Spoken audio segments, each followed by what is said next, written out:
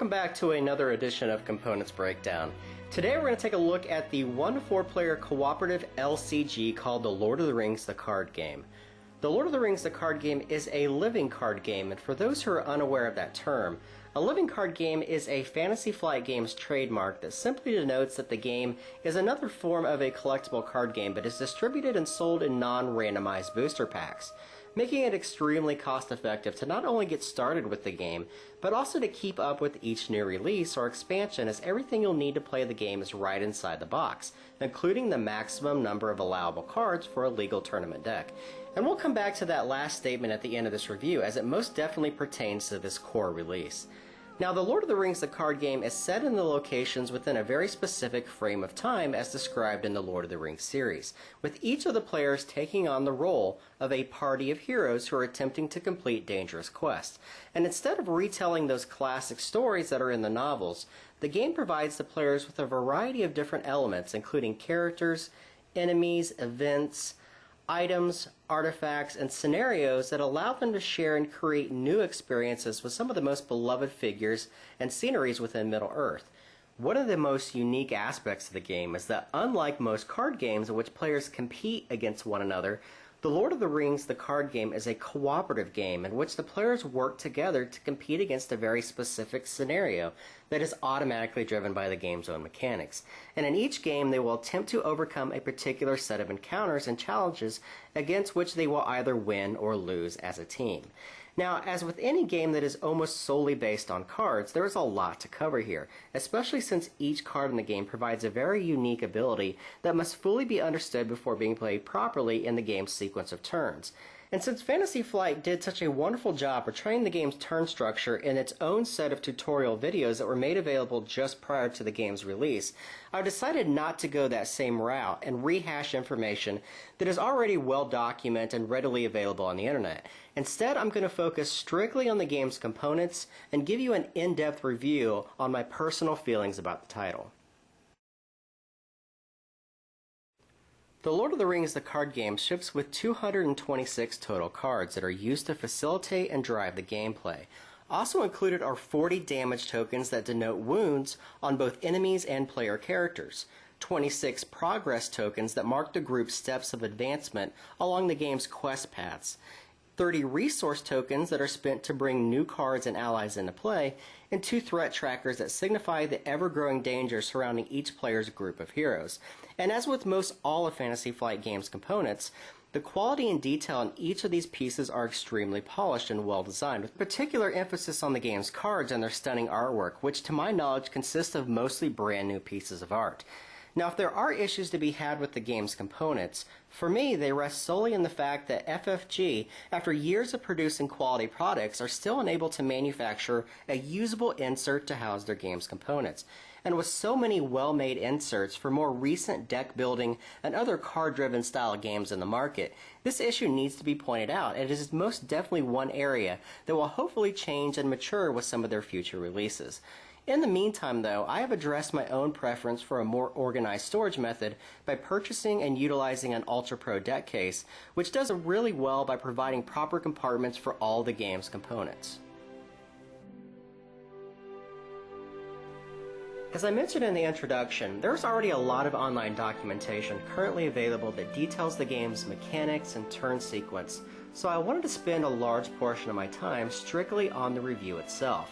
But before I do so, I wanted to provide everyone with a very brief background about my history with Lord of the Rings style card games, because I have a lot of first-hand experience with each of them. I started playing the Middle-earth CCG when it was first released in 1995, and was a large collector and player even when Iron Crown Enterprises lost the license in 1999. To this day, I still have very fond memories of this game and still rate it as one of the best CCGs of all time, and I continued playing it up until the release of Decipher's incredibly popular Lord of the Rings trading card game that was released in 2001. Around that time, I became increasingly more single-minded in my gaming habits, as Decipher CCG was really the all-consuming and only game that I played for numerous years on end. In fact, I played in so many local, regional, and national international tournaments that I eventually volunteered my time to decipher at several conventions as one of their ambassadors of the game. Even now, I still hold Decipher's Lord of the Rings trading card game as my favorite game of all time. So much, in fact, that it's really become the high water mark for which I rate all other games that have come after it. Now, it's been almost 5 years since Decipher has lost that license, and there hasn't been a single real card-driven game that's been able to mimic or even reproduce that same Lord of the Rings kind of magic that was so prevalent in their trading card game. So when FFG first announced the Lord of the Rings, the card game, back in the early summer months of, I believe, 2010, I was immediately excited about the prospects of a game that could possibly recapture that same emotional attachment for me, since I was such a huge fan of the franchise. That excitement was extremely mixed though, as although I love cooperative style games, I didn't feel like this was the right direction for a card game with this license, and most certainly felt like it wouldn't produce the same level of appeal for not only myself but also for my group of friends. And for the most part, I think this feeling was fairly universal across a large portion of gamers. To my surprise though, this game is without a doubt one of the most enjoyable games to not only have been released this year, but also to have been released in the history of Lord of the Rings card games. It's really that good and can easily stand up to both of the two other previously mentioned games. And let me tell you exactly why I feel this way. Lord of the Rings, the card game, is all about fulfilling a specific quest with a set number of heroes and cards that make up each player's deck. The 4 unique decks in the core set are pretty standard for the most part. However, they are going to provide enough logistical choices through their own inherent strengths and weaknesses to make teamwork really feel like teamwork, as players are constantly going to be working together to confront all the game's challenges that are placed before them. And players will quickly recognize that using cards on their own teammates' characters is equally, if not more important to the quest as a whole than playing them on their own characters, which gives the decks and players a real feeling of synergy between their actions and their chosen heroes. This continual feeling of give and take and adjusting to ever-changing circumstances in the game can't be undersold, because it truly makes this game unique and incredibly special. Now, people are going to say that there are a lot of cooperative games that simulate this same type of teamwork mentality and support structure, and that's true for the most part. However, most all the best ones like Arkham Horror, Ghost Stories, and Pandemic will almost always force players to suspend their own desires in the game by giving up their turn to assist someone else. And this is best demonstrated by players having to move into the same location or the same area on the game board in order to trade specific resources or perform specific actions with one another. And although thematically that does make sense, it always feels like you're being pulled out of the game in order to abide by a specific set of rules. In Lord of the Rings, the card game, players are moving along the quest at an equal pace, so players are always at the benefit of having another player's assistance readily available to them when needed, which lends the game this wonderful feeling of team unity that is really quite unlike any other cooperative game out there, as players get a real sense of cohesiveness from the very start of the game to the finish, and they never feel like they're off doing their own thing. Now, for those who have not played the game yet, this may sound like a recipe for an easier style of cooperative game, since players do have the luxury of never having to travel or skip their turns, or not take actions they want to take in order to help one another. But in fact, this is where the true genius of the game is revealed. The game is not easy at all. In fact, it's actually an extremely challenging one, especially with the last 2 quests in the game, which makes this such an attractive and appealing game for me personally, as we have continually reworked and retooled our decks to try and balance the game's challenges that come with some of the later included quests. What's equally surprising about the game is how incredibly easy it is to learn and to teach to a variety of different skill levels, and I think this is easily one of the most user-friendly collectible style card games out there, yet it does this without having to dumb down the overall experience, as the game has a lot of really great tactical and strategic choices that can be made in the core set alone.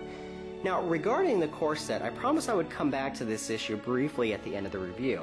The core set most definitely has enough included inside to create a wonderfully thematic game for players wishing to get their feet wet. However, unlike their upcoming adventure packs that will include 3 of each needed card, FFG has decided to release this core set with a mixture of cards that does not include 3 of each card, which forces diehard players and collectors like myself to purchase 3 total sets, or games, in order to obtain enough of a certain card to create tournament-ready decks, which is exactly what I ended up doing. For me though, these extra purchases were really a no-brainer, but have the potential of turning away stronger-minded individuals who detest the notion of anything remotely related to a collectible card game. Now, I could continue talking about all the merits of the game, including how incredibly thematic and nail-biting some of our experiences with its gameplay have been, as well as how genuinely excited I am with the future releases of new heroes and quests to the game. But I'll end the review with just a couple more comments. We've had the game for 9 days now, and in those 9 days, I've been awed enough by its gameplay to buy not just one set, but 3, along with enough sleeves to protect every single card, as well as a deck bag to hold all the components. What's more conclusive than all that, though, is that up until the point of preparing for this review, we've now played the game 25 times in those 9 days, and we continue having a blast exploring all the game's early options. Lord of the Rings the card game is quite simply one of the best thematic cooperative games I've ever played, and it flawlessly captures the theme and mood of the series without rigidly having to tie it down to a strict storyline, which opens up the game to a wealth of future possibilities. Although the game plays seamlessly as a solo experience and is really quite good, the game really becomes magical with 2 to 4 players as teammates learn to work together to best utilize the strengths of their heroes and their factions and their decks, each of which presents its own set of challenges to the group, and it never breaks the balance of the game. Lord of the Rings the card game is easily my favorite game of 2011, bar none, and should the experience hold true with time and future releases, it could quite possibly be the first game that I've rated a perfect 10 since Decipher's card game back in 2001. But until then, this is definitely the new watermark for not only LCGs, but also any cooperative game as a whole, because it truly captures what teamwork should feel like, and it is done in a very plausible and distinguishable way that few games ever create. So, that is Lord of the Rings the card game. I am Jeremy Salinas, and thank you very much for watching.